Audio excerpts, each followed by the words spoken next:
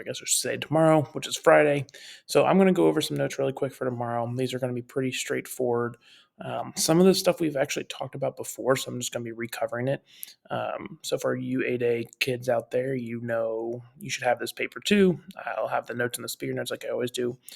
You'll find this in a folder. Along with there's, I believe, just one video for you guys to watch today.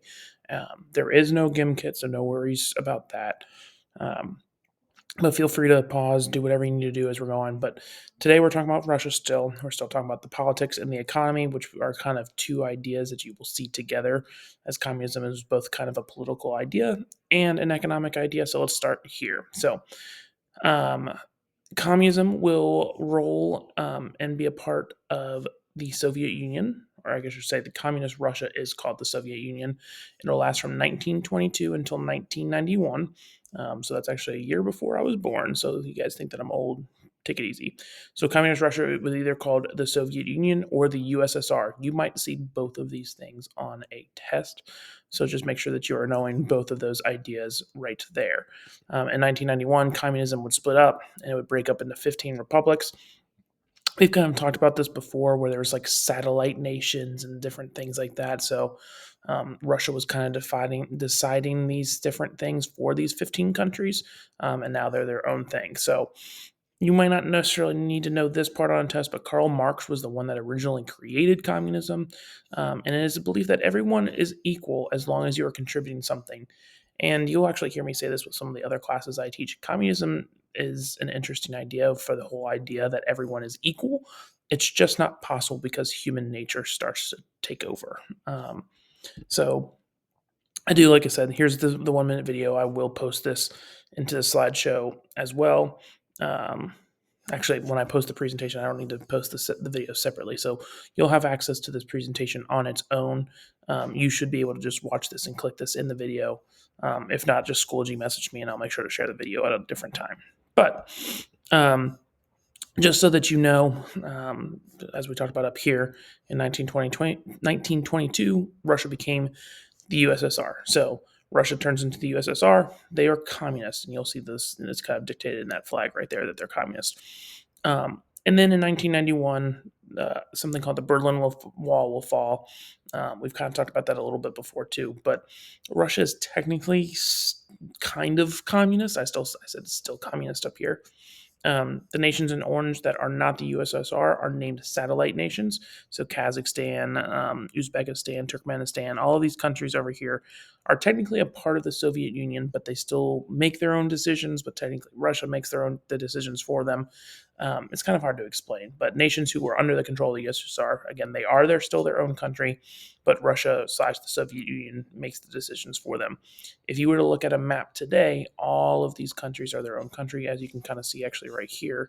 You can kind of see Ukraine, which we know has many issues when it comes to the Soviet Union and Russia, and still today. So, the last couple things that I want you guys to see is a communist economy is known as a command economy. And the best way to say all of this or understand all of this is that a command economy, the government commands what the people do with their money. So, in order to reach the goal of communism, command economy, one in which the central government makes all the important economic decisions for it. Command economies are not as productive as capitalist nations. We actually talked about this in the Europe unit, where Western Europe had a lot more money than Eastern Europe because of their economy. And again, communism is a bad thing in a lot of ways because it's not really equal. There's always someone hurting. And to kind of help you understand, the United States has a free market economy and is a more productive economy than Russia.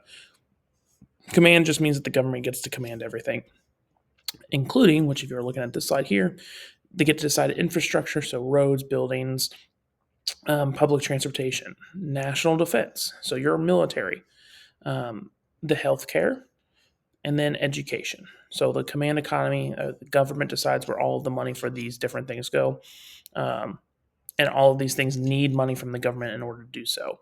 Um, One thing that kind of helps you understand the whole idea of like equality and stuff like that. So I'll zoom in on this really quick, but you will see in countries, and this is actually in 1993, right after communism fell, technically, a lot of hotels in Russia look exactly the same. Okay, so um, they That's the whole idea that everyone is equal.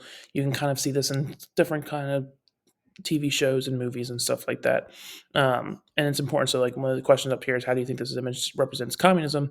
It's because everything looks the same. So, this is just one apartment building. Everything behind the apartment building looks the same, representing equal property and wealth. And then finally, as far as today is concerned, like I said, there is no GIMP kit, so you can just ignore this slide unless you want to go back and look at the other one. A Russia economy today, they are working to become more private. So they're going through something called privatization, which means the government-owned business are being sold to individuals. So yes, technically the government still controls it, but people get to have more say in that process. This you will see on a test. They are in transition from a command economy to a capitalist economy. They're trying to change because they realize that there's more money in a capitalist nation, and it's slow. A lot of people still live in poverty. Um, Again, we've talked about this already. A command economy puts people in jeopardy of making little or no money. Russia's still trying to change the governments, but still owns the businesses. So the big takeaway. So this is not any physical geography. This is all human geography, culture, and stuff like that. And the culture of Russia is dictated by this idea of communism, which again you can find in this video right here. But this is all the notes that I have for today. Again, no GimKit to worry about.